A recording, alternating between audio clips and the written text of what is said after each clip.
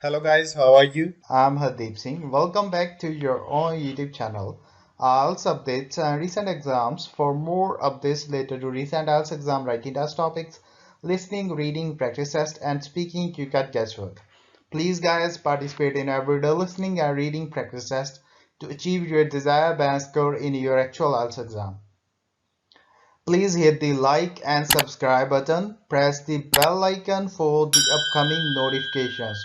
Don't forget like, subscribe and share my YouTube channel and my Facebook page, IELTS updates and recent exams. Part 1.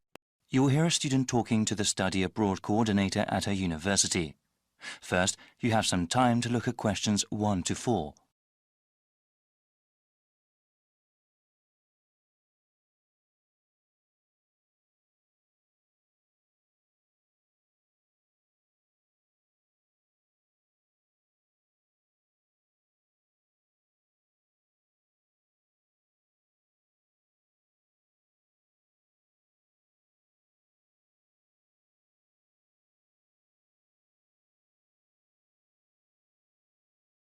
Hi Leela, please sit down. So you were interested in studying abroad next year, right? Yes, that's right. I've always wanted to live and study in South America. Okay, well, I have to go over a few things with you first, Leela. Once I get some information, I can tell you about studying abroad. What is your last name? Kim, that's K-I-M-H. Okay, now, when are you interested in studying abroad? I want to study my entire third year of university abroad. Wow, that's a long while, but well worth it. Have you ever lived or studied abroad before? Yes, I took a summer language program in Buenos Aires, Argentina. Will you be applying for financial aid for your year abroad? I think I will be. Living costs are lower in South America, but plane tickets can be very expensive. What kind of degree do you want? I plan to obtain a Bachelor of Arts in Spanish and Latin American history. I'm especially interested in how countries there became democracies. That sounds very interesting. Do you have any idea what countries you want to study in? I think I'll do one semester in Bolivia and then another semester in Peru. That's all the basic information I need. Just ask if you need anything else. Before you hear the rest of the dialogue, you have some time to look at questions 5 to 10.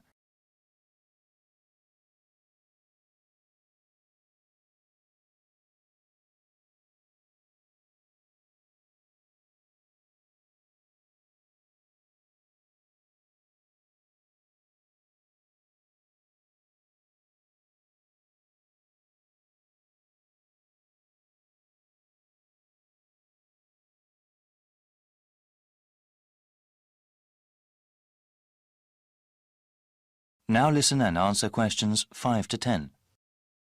Now, Leela, there are some things I have to explain to you about going abroad for a year.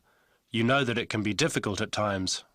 Yes, actually, I had a friend who went to China for just a semester. She said the language barrier was quite a problem. Actually, not only is there a language barrier, there are also cultural differences that can make living or studying in another country very difficult. You mentioned going abroad before, but over the course of a year, some people can experience severe loneliness. I think I'm prepared to deal with that. Also, you have to be organized when it comes to applying for your study abroad program. Our university here may not accept every course you take abroad. You have to make sure with your academic advisor about which ones are appropriate and will count towards your degree. Understood. Thanks for the advice. Actually, I did want to go over the application procedure briefly with you. I read it on the website, but... Yes, it can be slightly confusing. First of all, please remember to keep your grade point average at 3.2 or above. There are high standards for those sponsored by the school to study in another country. Once you have declared your major, you can begin your research into which programs you want to go to. After filling out the appropriate application, you will submit them to the Office of Study Abroad. After they review your materials, you will be informed about whether or not you can study abroad under the university's name. You will also be informed about how much financial aid you will receive. Sounds slightly daunting. Well, from what I have seen, I don't think you need to worry.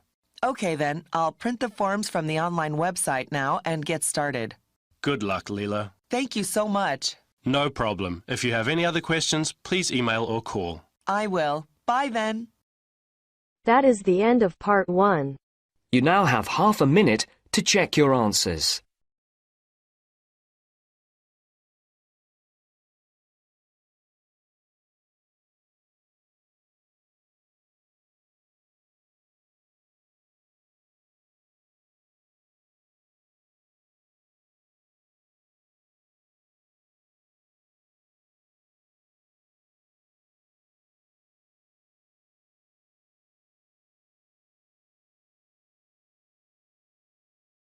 Now turns to part 2. You will hear Laura talk about this year's International Food Festival. First, you have some time to look at questions 11 to 14.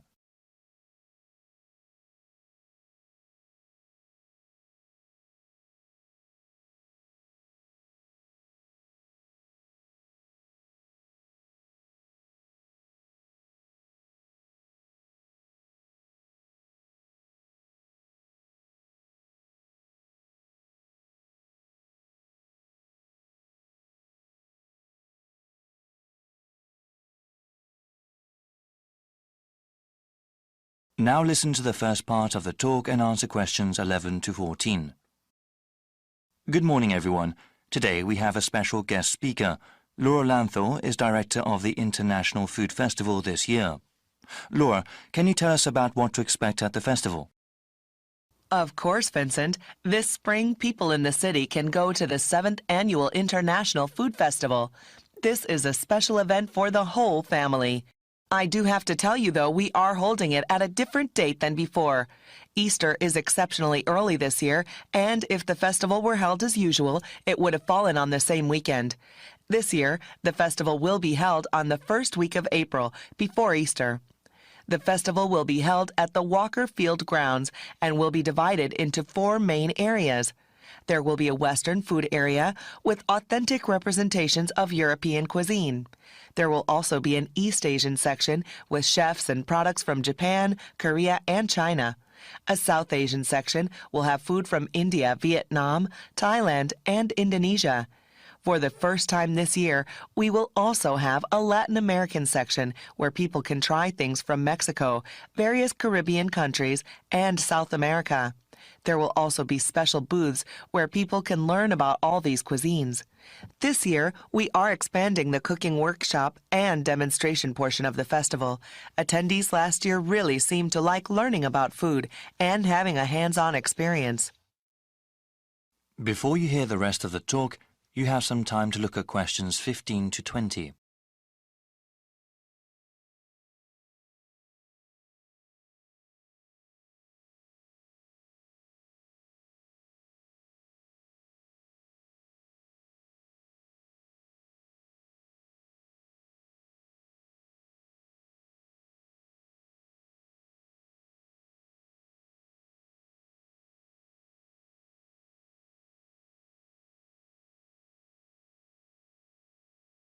Now listen and answer questions 15 to 20. I'll give you a brief description of 3 of the workshops we have. Like I said, these allow you to participate directly in the making of food and teach you techniques you can use at home. For a full list of them, please go to our online website. We will give you the site address after the end of my talk. You will also find there the procedure to pre-register for the workshops. Pre-registration takes place when you buy your festival tickets and is highly recommended. Non-Western food has become increasingly popular these days, and many people are interested in how to cook such food at home. Such cuisines use a variety of different spices, ones that aspiring cooks might not be familiar with. Therefore, our world tour of spices is a good introduction to the flavor profiles of other cuisines. I would recommend it for adults who want to seriously learn about cooking. Small children might not take to the more exotic spices. One workshop that is meant for children is Candy Adventures. There are traditional activities like making gingerbread houses. Other activities teach basic decorating techniques, including the proper use of coloring dye. Kids can also learn how to make flowers and other objects out of cake frosting. We understand the concerns of parents regarding their children's health, so everything used in this workshop is either sugar-free or uses acceptable sugar substitutes. Lastly, we have a workshop that is suitable for the whole family. Salads Forever is a workshop for everyone interested in healthy eating. There will be different kinds of salads that people can try and demonstrations that show how to make them. Salads have grown in popularity these days and are a healthy addition to any diet if prepared the right way. The workshop will also teach how to make healthy salad dressings. I'm afraid that's all I have today. Please visit the festival website for more details. That is the end of part 2. You now have half a minute to check your answers.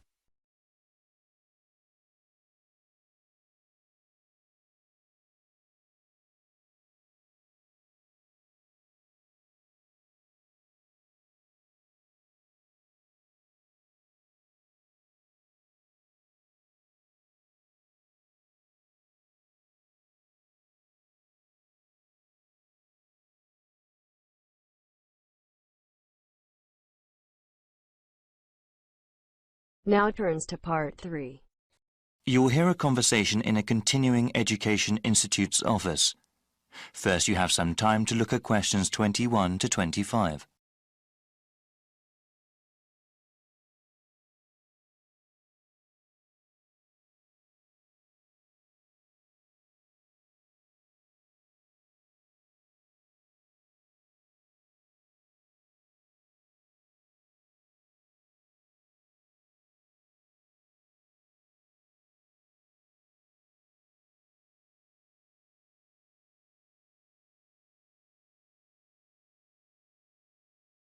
Now listen carefully and answer questions 21 to 25. Welcome. My name is Jeremy Holtz. Hello, Jeremy. I was told to come to this office and ask about your continuing education program. I'm interested in taking classes and want to know more about the program. Certainly. We have several different programs depending on your education goals and on what you are doing now. For example, we have continuing education programs for those who want to finish a degree or start a new one, and we also have a program for working adults. Well, I'm working part-time now and I'm interested in completing a degree in business administration. I am working at a hospital, you see, but I want to change my job, either work in hospital management or have my own business. Okay, that sounds great. Many students in our program want to advance in their current careers or even change them. What kind of degree do you have now? I am a registered nurse with a 2-year degree. Great.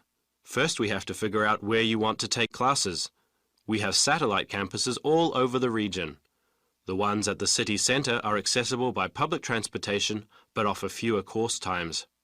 A car is the best way to attend classes at our satellite campuses in the suburbs, but they have more classrooms and therefore more courses. Well, I have been saving up for a car, but I don't have enough money to buy one yet. I think the city centre campus will be better. Okay, now we have to decide which program you want to register for. We have night courses, where the classes generally run from 7 p.m. to 10 p.m. Classes during these hours are usually once a week. There are also courses during the day that might work for you, depending on your work schedule. Well, like I said, I'm working part-time and unfortunately I work during the evenings. You see, I'm living at my parents' house right now. My father is quite ill, actually, and since my mother works normal hours, I take care of him during the day and my mom takes care of him in the evening when I work. The city center campus doesn't offer classes during the weekends? No, the suburban one does, but unfortunately, there are no classes during that time at the city centre campus. You know, maybe the online courses will be better for you. Do you have access to the internet? Yes, I have a computer at home. That might be the best way for you then. It's still a new program. We're still working out the bugs, but it will allow you to work part-time, take care of your father, and take classes. The completion of your degree will probably take longer, however. Before you hear the rest of the conversation, you have some time to look at questions 26 to 30.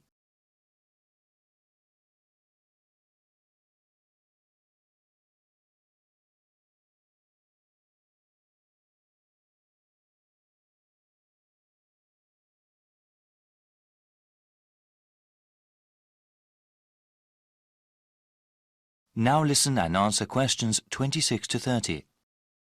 So, how exactly does this work? I'm slightly nervous about studying again. It's been years since I've been a student. Yes, it can be a bit daunting at times. Continuing your education and improving yourself are well worth the effort. Actually, before you start taking online classes, there are several refresher courses that you are required to take. What kind of courses are those? These are especially made for the returning adult student.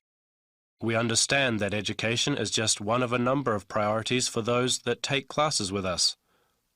The refresher courses teach you how to manage time and juggle between different areas in your life. Techniques like writing down your daily schedule and ways to avoid procrastinating are talked about. Also, there is one course that reviews basic study skills, like the most efficient way to read the course text, as well as basic academic writing. I think that would be really helpful for me. I enjoyed studying when I was going to school, but I definitely need some tips on how to manage my classes along with the rest of my life. Many students I've seen are in a similar position. They have to balance both their work and family life with their education. It's not easy, but it is very rewarding for the ones that finish their education all the way through. Okay, so how do I register for the classes? You need to go online to do that. I will give you a brochure with the appropriate web address. You can choose which course modules to take online. You can go through them as time allows. There is even a place to keep track of progress towards your degree. All right, can I ask then about the cost of the online courses? They are cheaper than classes at either campus, of course. Online, you'll see a number of different ways to pay. You can pay up front for each course module you take, or pay over a number of months. The latter method of payment will probably be better for me. Are the textbooks and other course materials expensive? No, not at all, actually. With all online courses, the relevant materials are included free of charge. They are available to download after you register. That sounds great. Thank you so much. No problem. My contact information is also in the brochure. That is the end of part 3. You now have half a minute to check your answers.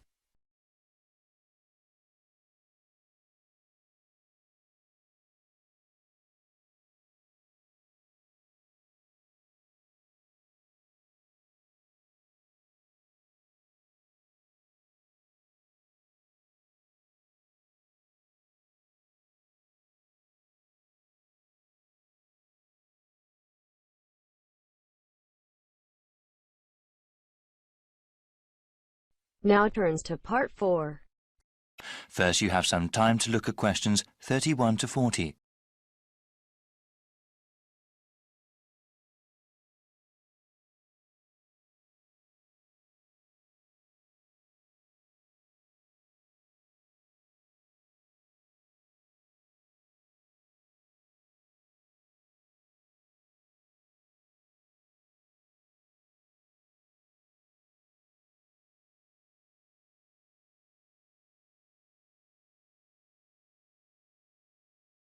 Now listen carefully and answer questions 31 to 40.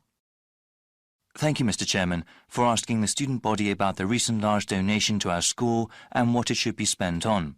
Also, thank you to the rest of the Board of Trustees for letting us have some say over how to improve our university. We know that sometimes students and administration have different priorities regarding the development of the school, but we hope you sincerely consider some of the ideas that are proposed. When the estate of Paul A. Modrib announced that he had left over $50 million to the school, the whole community was quite ecstatic and very grateful for such a generous gift. Since the initial euphoria has passed, though, we have all realized that some tough decisions have to be made. The donation can help fund new projects for the school or improve existing facilities and programs. But there is not enough money to pay for every single idea. That is why the University Senate, through an online survey, asked the student body what ideas they thought were best. The first part of this survey consisted of an open question. Students could list any number of different ideas. The results were then compiled in order to do a second online survey. Ideas that were totally impossible, or those that were jokes, were taken out. All the ideas that consistently came up again and again were put to a vote. We found that the 4 things that came up the most were all pretty different. I will mention them briefly before going over the pros and cons of each of them. In the first part of the survey, we saw over and over again that students wanted to improve the residential dormitories, completely redo the campus dining system, remodel the athletics building, and finally increase funding for research projects and grants, especially for those in science. Obviously, there is not enough money from the donation to pay for all those ideas, so we have to prioritize. The ideas that got the most votes were improving the residential dormitories and completely redoing the campus dining system. They both got 30% and 28% respectively of students saying that was what most of the money should be spent on. Many of the dorm facilities are quite old and definitely need some repair, particularly the shared bathrooms. Also, students have been complaining for a while that there is not an adequate number of dining facilities on campus, and that the quality of the food at existing places is low. Spending most of the donation in these areas would definitely improve the quality of life on campus. However, a significant minority of the student population, about 40%, does not live on campus. They commute from their homes elsewhere and therefore would not benefit from those improvements. 25% of students thought improving the athletics building was the best use of the money, and 17% voted for giving money to research projects for science. There are many people who are attracted to our university because of our athletics programs, so improving the building would improve the reputation of the university. Only a small percentage of students actually ever use the athletics building, however. Though it received the fewest votes, giving money to university research projects has great potential. Any new patents that come about because of that research can possibly earn the school lots of money. That is the end of part 4. You now have half a minute to check your answers. So guys, don't forget like, subscribe and share my YouTube channel and my Facebook page, IELTS updates and recent exams. For more updates related to recent IELTS exam writing test topics, listening, reading, practice test and speaking, you got guesswork. Please guys, participate in everyday new IELTS listening and reading practice tests to achieve your desired band score in your actual IELTS exam. For more IELTS material, visit my official website www.ieltsupdatesandrecentexams.com. The link is given below in the description. If you need PDF files of latest IELTS material, then please join my Telegram channel. So guys, please write your score below the comment section. Again, thanks for listening. God bless you all guys. Stay tuned, stay safe.